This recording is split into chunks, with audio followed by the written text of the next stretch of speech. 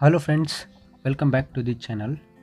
So ನಾನು ಈ ಹಿಂದಿನ ಸಂಚಿಕೆಯಲ್ಲಿ ನಿಮಗೆ ಬ್ರೀಡಿಂಗ್ ಯೂನಿಟ್ ಬಗ್ಗೆ ಆಲ್ರೆಡಿ ಡಿಸ್ಕ್ರೈಬ್ ಮಾಡಿದೆ. ಸೊ ಅದರ ನೆಕ್ಸ್ಟ್ ಪಾರ್ಟ್ ಅಂದರೆ ನಿಮಗೆ ಅದನ್ನು ಮೇಂಟೈನ್ ಮಾಡಲಿಕ್ಕೆ ಬೇಕಾದ ಜಾಗ ಮತ್ತು ಅದಕ್ಕೆ ತಗುಲುವ ಖರ್ಚುಗಳ ಬಗ್ಗೆ ಈ ವಿಡಿಯೋದಲ್ಲಿ ನೋಡೋಣ. ನಿಮಗೆ ಜಾಗ ಏನಂದರೆ ನೀವು ಪರ್ಟಿಕ್ಯುಲರ್ಲಿ ಒಂದು ಕೇಜ್ ಒಳಗೆ ಹಾಕಿ ಬ್ರೀಡ್ ಮಾಡ್ತೀರಂತಾದರೆ ಸೊ ನಿಮಗೆ ತುಂಬ ಪ್ರಾಬ್ಲಮ್ಸ್ ಆಗುತ್ತೆ. ಸೊ ಅದಕ್ಕಿಂತ ನೀವು ಹೊರಗೆ ಬಿಟ್ಟು ನ್ಯಾಚುರಲಿ ಬ್ರೂಡಿಂಗ್ ಅಥವಾ ಏನು ನೀವು ಹೊರಗೆ ಬಿಟ್ಟಾಗ ಅದಾಗೆ ಅದು ಮೀಟ್ ಆಗುತ್ತೆ. ಅಂದರೆ ನೀವು ಫೀಮೇಲ್ಸನ್ನು ಹೊರಗೆ ಬಿಟ್ಟಿರ್ತೀರ, ಮೇಲನ್ನು ಹೊರಗೆ ಬಿಟ್ಟಿರ್ತೀರ, ಅದರಿಂದ ಏನು ಮೀಟ್ ಆಗಿರುತ್ತೆ. ಸೊ ಅದರಿಂದ ಬಂದ ಔಟ್ಕಮ್ ಅಥವಾ ನಿಮಗೆ ಔಟ್ಪುಟ್ ಏನು ಬರುತ್ತೆ ಅದಕ್ಕೆ ಕಂಪೇರ್ ಮಾಡಿದರೆ ನೀವು ಕೇಜ್ ಒಳಗೆ ಬಿಟ್ಟು ಬ್ರೀಡಿಂಗ್ ಮಾಡೋದ್ರಿಂದ ಸೊ ನಿಮಗೆ ಸ್ವಲ್ಪ ಬ್ಯಾಕ್ ವಾಟರ್ ಇರುತ್ತೆ. ಅಂದರೆ ನಿಮ್ಗೆ ಇವಾಗ ಇದರಲ್ಲೊಂದು 12 ಮೊಟ್ಟೆ ಅಥವಾ ಒಂದು 15 ಮೊಟ್ಟೆ ಒಂದು 2 ಲೇ ಮಾಡಿದರೆ ಸೊ ನೀವು ಕೇಜ್ ಒಳಗೆ ಹಾಕಿದ ಕೂಡಲೇ ಅದರದ್ದೊಂದು 70 to 80% ಅಲ್ಲಿಗೆ ನಿಮ್ಮದು ಪ್ರೊಡಕ್ಷನ್ ನಿಂತೋಗುತ್ತೆ. ಸೊ ಅಲ್ಲೇ ನಿಮಗೆ ಫಸ್ಟ್ ಲಾಸ್ ಅಥವಾ ಪೀರಿಯಡ್ ಆಫ್ ಲಾಸ್ ಅಲ್ಲೇ ನಿಮಗೆ ಶುರುವಾಗುತ್ತೆ. ಸೊ ಅದಕ್ಕಿಂತ ನೀವು ಫ್ರೀ ರೇಂಜಲ್ಲಿ ಬಿಟ್ಟು ಅದಕ್ಕೆ ಕ್ರಾಸಿಂಗ್ ಮಾಡಿಸಿ ಎಗ್ ಪ್ರೊಡಕ್ಷನ್ ಮಾಡಿಕೊಂಡು ನೀವು ಅದನ್ನು ಕಾವಿಗಿಟ್ಟು ಮರಿ ಮಾಡಿಸಿದರೆ ಬೆಟರ್. ಮತ್ತೊಂದು ಏನಂದರೆ ಡಿಸೀಸ್ ಫ್ರೀ ನಿಮಗೆ ಬ್ರೀಡರ್ಸಿಗೂ ಬೇಕಾದಷ್ಟು ಕೆಪಬಿಲಿಟಿ ಇರುತ್ತೆ.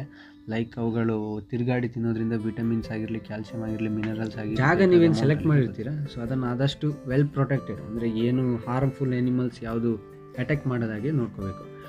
ಸೊ ಮೇಂಟೆನೆನ್ಸ್ ನಿಮಗೆ ಏನಂದರೆ ಆದಷ್ಟು ಓಪನ್ ರೇಂಜ್, ಲೈಕ್ ಯಾವತ್ತು ಒಂದು ಮಿನಿಮಮ್ ಅಂದರೆ ಒಂದು 12ರಿಂದ 16 ಗಂಟೆ ಅದಕ್ಕೆ ಬೇಕಾದ ವಾತಾವರಣದಲ್ಲಿ ಸಿಗೋ ಗಾಳಿ ಆಗಿರಲಿ ಅಥವಾ ಅದಕ್ಕೆ ಹುಲ್ಲುಗಳಾಗಿರಲಿ ಯಾವಾಗಲೂ ಸಿಗ್ತಾ ಇರುವಂಥ ಜಾಗದಲ್ಲಿ ನೀವು ಬ್ರೀಡಿಂಗ್ ಯೂನಿಟನ್ನು ಪ್ಲೇಸ್ ಮಾಡಿದರೆ ಒಳ್ಳೆಯದು.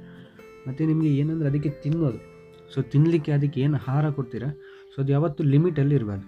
ಎಷ್ಟು ನೀವು ಅದಕ್ಕೆ ಬೇಕಾದಷ್ಟು ನೀರು ಅಥವಾ ಅದಕ್ಕೆ ಆಹಾರ ಏನು ಕೊಡ್ತೀರಾ ಸೊ ಅದು ಯಾವತ್ತು ಅಟ್ಲೀಸ್ಟ್ ಒಂದು ದಿನಕ್ಕೆ ಒಂದು 12ರಿಂದ 14 ಗಂಟೆ ಅದಕ್ಕೆ ಅವೈಲೇಬಲ್ ಆಗಿರಬೇಕು. ಮತ್ತು ಏನಂದರೆ ಆದಷ್ಟು ಕ್ಲೀನ್ ನೀರೇನಿರುತ್ತೆ ಅದನ್ನು ಪ್ರಿಫರ್ ಮಾಡಿ.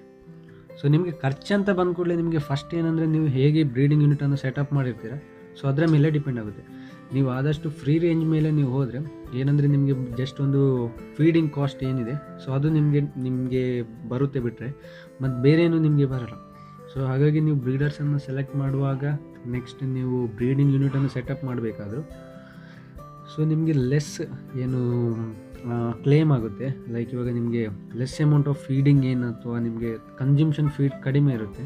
ಸೊ ಅಂಥ ಬ್ರೀಡರ್ಸನ್ನು ಸೆಲೆಕ್ಟ್ ಮಾಡಬೇಕು. ಸೊ ಆ ಬ್ರೀಡರ್ಸನ್ನು ಹೇಗೆ ಸೆಲೆಕ್ಟ್ ಮಾಡಬೇಕು ಅಂತ ನಾನು ನೆಕ್ಸ್ಟ್ ವೀಡಿಯೋದಲ್ಲಿ ಹೇಳ್ತೇನೆ. ಸೊ ನನ್ನ ಚಾನಲ್ಗೆ ಇನ್ನೂ ಸಬ್ಸ್ಕ್ರೈಬ್ ಆಗಿಲ್ಲ ಅಂದರೆ please subscribe to me. Thank you.